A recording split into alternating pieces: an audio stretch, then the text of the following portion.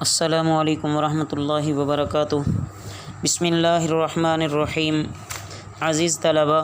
تفسیر کے آج کے سبق میں ہم کذب اصحاب الایکۃ المرسلین سے شروع کر رہے ہیں۔ توجہ کیجیے۔ اعوذ باللہ من الشیطان الرجیم، بسم اللہ الرحمن الرحیم۔ کذب جھٹلایا، اصحاب الایکۃ ایکا والوں نے، المرسلین رسولوں کو، اذ قال لهم شعیب جب کہا انہیں شعیب علیہ السلام نے، الا تتقون کیا تم ڈرتے نہیں ہو، انی لکم رسول امین بے شک میں تمہارے لیے رسول ہوں امانت دار، فاتقوا اللہ واطیعون سو ڈرو تم اللہ سے، واطیعون اور میری اطاعت کرو، وما اسألکم علیہ من اجر اور میں نہیں مانگتا تم سے اس پر کوئی اجر، ان اجریہ الا علی رب العالمین نہیں ہے میرا اجر مگر تمام جہانوں کے پالنے والے پر، اوفوا الکیل ولا تکونوا من المخسرین تم پورا کرو ماپ، ولا اور نہ ہو تم نقصان دینے والوں میں سے، وزنوا اور وزن کرو بالقسطاس المستقیم ترازو سے ٹھیک سیدھی، ولا تبخسوا الناس اشیاءہم اور نہ گھٹاؤ لوگوں کو اشیاءہم ان کی چیزیں، ولا تعثوا فی الارض اور نہ پھرو زمین میں مفسدین فساد مچاتے ہوئے، واتقوا الذی خلقکم اور ڈرو وہ جس نے پیدا کیا تمہیں، والجبلۃ الاولین اور پہلی مخلوق سے، قالوا وہ بولے، انما سوائے اس کے نہیں، انت من المسحرین سحر زدہ میں سے تو ہے، وما انت اور نہیں ہے تو، الا بشر مثلنا مگر ہمارے جیسا ایک آدمی، وان نظنک اور البتہ ہم گمان کرتے ہیں تجھے، لمن الکاذبین البتہ جھوٹوں میں سے، فاسقط سو تو گرا، علینا کسفا من السماء آسمان کا ایک ٹکڑا ہم پر، ان کنت من الصادقین اگر تو ہے سچوں میں سے، قالا انہوں نے فرمایا، ربی اعلم میرا رب خوب جانتا ہے، بما تعملون جو کچھ تم کرتے ہو، فکذبوہ تو انہوں نے جھٹلایا، فاخذہم عذاب یوم الذلہ ان کو پکڑا سائبان والے دن کے عذاب نے، انہ کان عذاب یوم عظیم بے شک وہ تھا عذاب بڑا سخت دن، ان فی ذلک لآیہ بے شک اس میں البتہ نشانی ہے، وما کان اکثرہم مؤمنین اور نہ تھے ان کے اکثر ایمان لانے والے، وَإِنَّ رَبَّكَ اور بے شک تیرا رب، لَهُوَ الْعَزِيزُ الرَّحِيمُ البتہ وہ غالب ہے نہایت مہربان ہے۔ عزیز طلباء، یہ 7واں قصہ آ رہا ہے اور سب کا مضمون کچھ ملتا جلتا ہے، تقریباً سب کی قوموں نے جو نافرمانی کے طریقے اختیار کیے وہ تقریباً ان کے یکساں ہیں۔ تمام پیغمبروں کی عمومی دعوت تو ایک ہی ہوتی ہے کہ اللہ کی وحدانیت کا اقرار کیا جائے اور رسول کی اطاعت کی جائے اور احکام شریعت کو مانا جائے۔ یہاں حضرت شعیب علیہ السلام اور ان کی قوم کا تذکرہ ہے کہ حضرت شعیب علیہ السلام کی بعثت قبیلہ مدین میں ہوئی اور اصحاب الایکہ یہ زمین کی جغرافی حیثیت سے اور طبعی حیثیت سے اس کو اصحاب الایکہ کے نام سے اور لقب سے مشہور یہ جگہ ہوئی، اور ایکا کہتے ہیں سرسبز و شاداب جھاڑیوں کو، اور یہ ہرے بھرے درختوں کی کثرت کی وجہ سے اور جنگلوں میں یہ اگی رہتی ہیں۔ قبیلہ مدین جہاں آباد تھا وہاں بھی اسی طرح کے نہروں اور چشموں کی کثرت تھی اور شاداب اور پرفضا ماحول تھا۔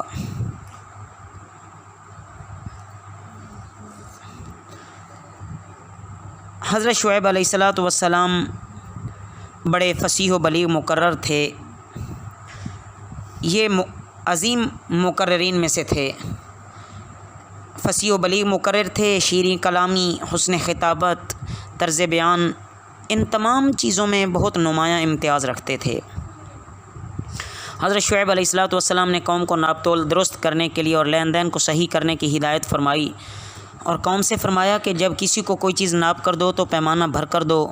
اس کے حق سے کم نہ کرو، اسی طرح دوسرے سے جب لو تو زیادہ لینے کی کوشش اور تدبیریں نہ کرو، ایسا نہ کرو کہ لینے کے وقت تو پورا لو بلکہ بھی کچھ زیادہ لینے کی کوشش کر لو، اور جب دینے کا وقت آئے تو اس وقت تم پورا ترازو بھی انہیں نہ دو، یہ تو غلط بات ہے۔ لوگوں کو ڈرایا دھمکایا کہ ایسے نہ کرو، اللہ کے عذاب سے ڈرو، لیکن انہوں نے نہ مانا۔ وہ ان چیزوں کو اپنا حق سمجھتے تھے کہ یہ سب کچھ ہمارا حق ہے اور ہم سے یہ کوئی نہیں چھین سکتا۔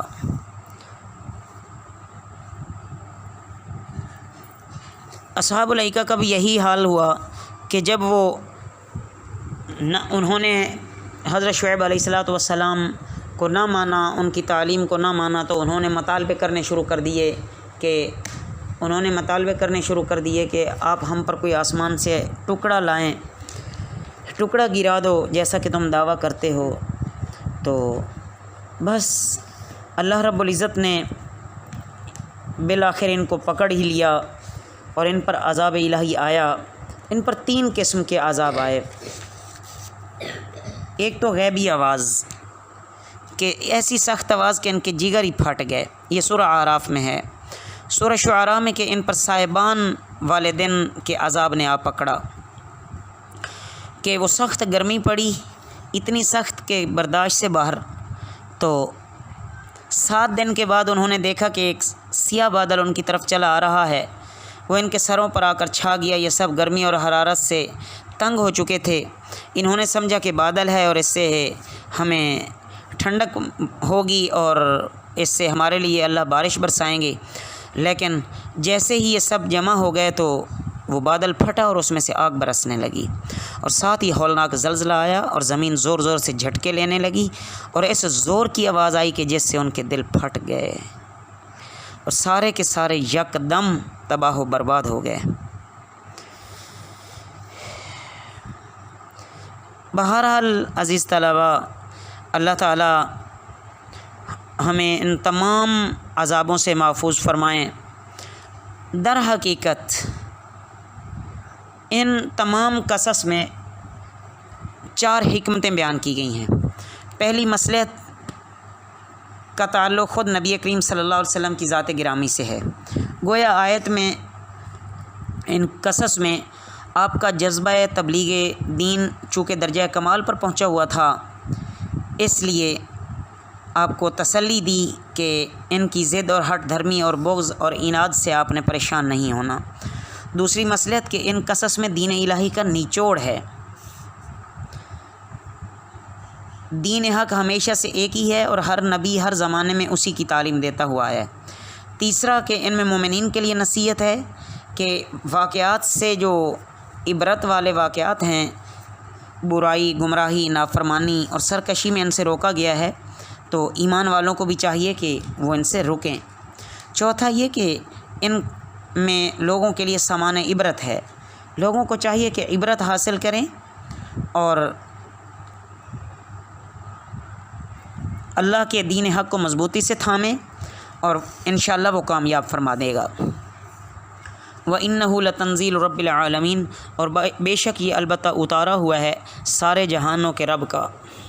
نازل بہ الروح الامین، اس کے ساتھ اترا جبرائیل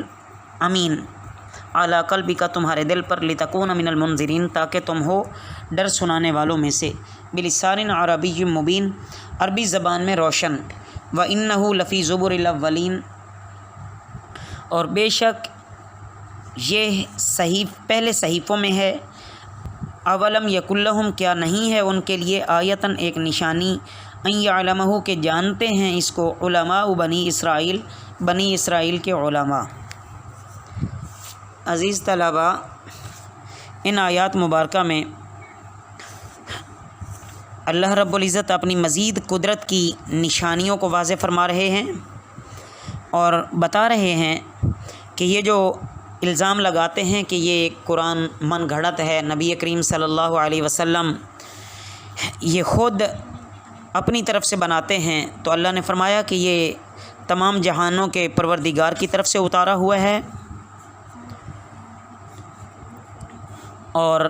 اس کو لانے والے حضرت جبرائیل علیہ السلام ہیں، اور نبی کریم صلی اللہ علیہ وسلم پر یہ اترا ہے۔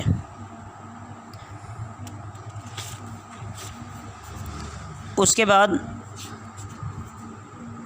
یعنی حضرت جبرائیل علیہ السلام انتہائی حفاظت کے ساتھ قرآن پاک کو لائے، کسی غلطی یا تحریف کا امکان ہی نہیں ہے۔ اس کے بعد فرمایا کفار مکہ کو قرآن اور رسول اللہ صلی اللہ علیہ وسلم کی حقانیت معلوم کرنے کے لیے حق تعالیٰ نے فرمایا کہ بنی اسرائیل کے علماء جو کہ نبی آخر الزماں کے احوال سے اچھی طرح واقف ہیں اور اپنی کتابوں میں وہ پڑھ چکے ہیں، بخوبی جانتے ہیں، ان سے جا کے پوچھ لیں، آخر ان میں کوئی تو ایسا بھی انسان ہوگا جو صحیح بات بھی کرنے والا ہوگا، تو ان سے جا کر پوچھ لیں۔ حضور صلی اللہ علیہ وسلم کو نبوت سے سرفراز ہونے سے پہلے بحیرہ راہب نے شناخت کر لیا تھا اور آپ کے چچا ابو طالب سے کہہ دیا تھا کہ یہ وہی نبی معلوم ہوتے ہیں جن کی بشارت حضرت عیسیٰ علیہ السلام نے دی ہے۔ بہرحال عزیز طلبہ، ان آیات مبارکہ میں حقانیت قرآن کے سلسلے میں یہ بتایا گیا ہے کہ قرآن کس کا بھیجا ہوا ہے اور کس کے ذریعے سے آیا ہے، کس پر اترا ہے، کس زبان میں بھیجا گیا ہے۔ عربی زبان میں یہ نازل ہوا تاکہ جو اس کے اولین مخاطب ہیں وہ بھی عرب ہیں اور ان کو تاکہ سمجھنے میں آسانی ہو۔ وَلَوْ نَزَّلْنَاهُ، اور اگر ہم نازل کرتے اسے عَلَى بَعْضِ الْأَعْجَمِينَ، کسی عجمی زبان پر یعنی غیر عربی پر، فَقَرَأَهُ، پھر وہ پڑھتا اسے علیہم، ان کے سامنے، مَا كَانُوا بِهِ مؤمنین نہ ہوتے وہ اس پر ایمان لانے والے۔ کذالک، اسی طرح، سلکناہ، یہ چلایا ہے ہم نے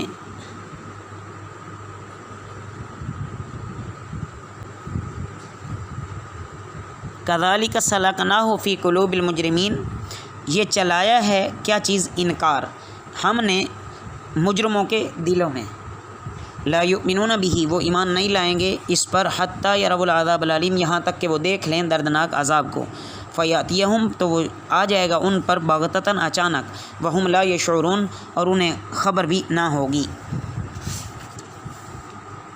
فیقولوا، پھر وہ کہیں گے، ہل نحن منظرون، کیا ہمیں مہلت دی جائے گی؟ افبعذابنا، کیا پس ہمارے عذاب کو، یستعجلون، وہ جلدی چاہتے ہیں۔ افرأیت، کیا تم نے دیکھا، ان متعناہم سنین، کہ اگر ہم انہیں فائدہ پہنچائیں کچھ مدت تک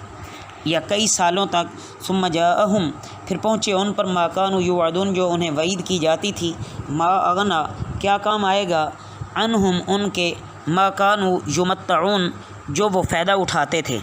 وما اہلکنا، اور نہیں ہلاک کیا ہم نے، من قریۃ، کسی بستی کو، الا لہا منذرون، مگر اس کے لیے ڈرانے والے، ذکرا، نصیحت کے لیے، وما کننا ظالمین، اور نہ تھے ہم ظلم کرنے والے۔ عزیز طلبہ، ان آیات مبارکہ میں یہ بیان فرمایا گیا ہے کہ اللہ تعالیٰ نے قرآن پاک کو کسی عجمی زبان میں نازل نہیں کیا۔ اگر یہ کسی عجمی زبان کے انسان پر اترتا جو ایک حرف عربی کا بولنے پر قادر نہ ہوتا،